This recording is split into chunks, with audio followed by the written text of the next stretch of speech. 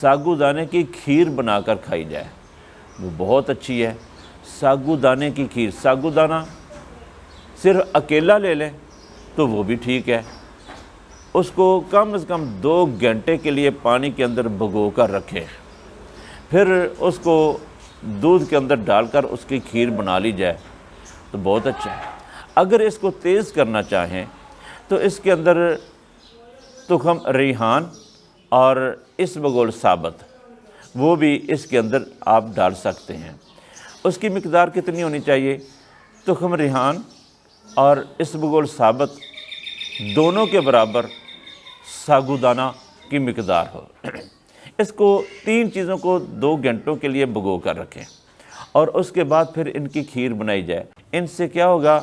جگر کی بڑی ہوئی حرارت جس کی وجہ سے سارا جسم ہر وقت گرمائش میں رہتا ہے، گرم رہتا ہے، لمس گرم ہے، ٹچ کرنے سے جلد گرم، مصافحہ کرنے سے ہاتھ ہر وقت تپتے رہے ہوں، تو یہ سارے مسائل کے لیے یہ ڈائٹ پلان جو میں نے آپ کو دے دی ہے، اس ڈائٹ پلان کو استعمال کریں۔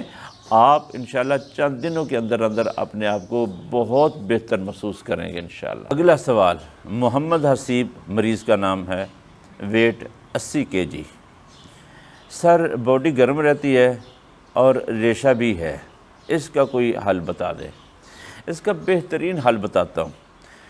وہ احباب جن کا جسم ہر وقت تپا سا رہتا ہے، جسم کا لمس جو ہے، ٹچ وہ گرم ہے، ہاتھ لگانے سے بھی جسم میں گرمی محسوس ہوتی ہے، بس اوقات ایسے مریض کے ساتھ مصافحہ کیا جائے تو اگلا بندہ کہتا ہے کہ بھئی آپ کا جسم تو بہت گرم ہے، اس کی کیا وجہ ہے؟ یعنی سارا جسم تپش کی حالت میں رہتا ہے، تو یہ اصل میں جگر کی گرمی کا کیس ہوتا ہے۔ تو ایسے مریض کے لیے کوئی 2-4 چیزیں میں آپ کو ذکر کروں گا، ان میں سے جو بھی میسر ہو سکتا ہے وہ استعمال کر لیجئے، اس سے انشاءاللہ فائدہ ضرور ہوگا۔ سب سے جو بہترین چیز ہے وہ یہ ہے کہ ساگو دانے کی کھیر، ساگو دانے کی کھیر بنا کر کھائی جائے وہ بہت اچھی ہے۔ ساگو دانے کی کھیر، ساگو دانہ صرف اکیلا لے لیں تو وہ بھی ٹھیک ہے، اس کو کم از کم 2 گھنٹے کے لیے پانی کے اندر بھگو کر رکھیں، پھر اس کو دودھ کے اندر ڈال کر اس کی کھیر بنا لی جائے تو بہت اچھا ہے۔ اگر اس کو تیز کرنا چاہیں تو اس کے اندر تخم ریحان اور اسبگول ثابت وہ بھی اس کے اندر آپ ڈال سکتے ہیں۔ اس کی مقدار کتنی ہونی چاہیے؟ تخم ریحان اور اسبگول ثابت دونوں کے برابر ساگو دانہ کی مقدار ہو۔ اس کو 3 چیزوں کو 2 گھنٹوں کے لیے بھگو کر رکھیں اور اس کے بعد پھر ان کی کھیر بنائی جائے۔ کھیر سے یاد آ گیا، اگر کوئی چاولوں کی بھی کھیر بنا لے تو وہ بھی بہترین علاج ہے۔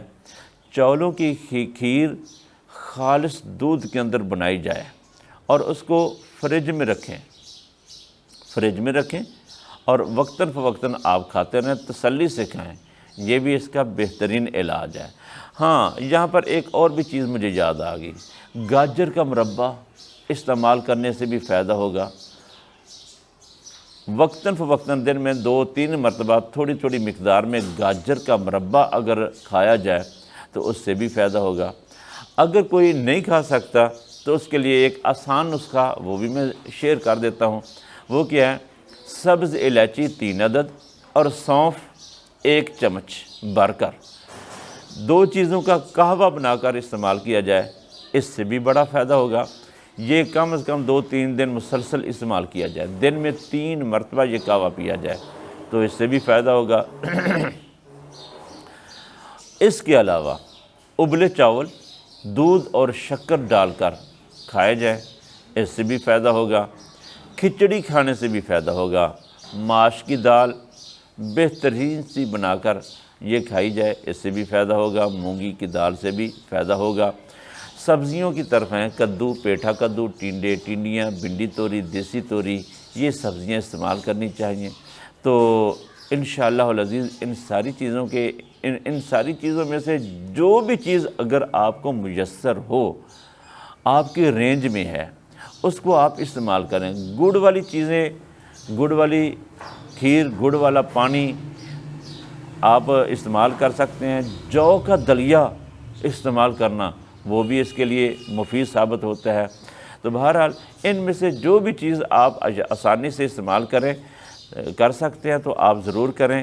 ان سے کیا ہوگا، جگر کی بڑی ہوئی حرارت جس کی وجہ سے سارا جسم ہر وقت گرمائش میں رہتا ہے، گرم رہتا ہے، لمس گرم ہے، ٹچ کرنے سے جلد گرم، مصافحہ کرنے سے ہاتھ ہر وقت تپتے رہے ہوں، تو یہ سارے مسائل کے لیے یہ ڈائٹ پلان جو میں نے آپ کو دے دی ہے، اس ڈائٹ پلان کو استعمال کریں۔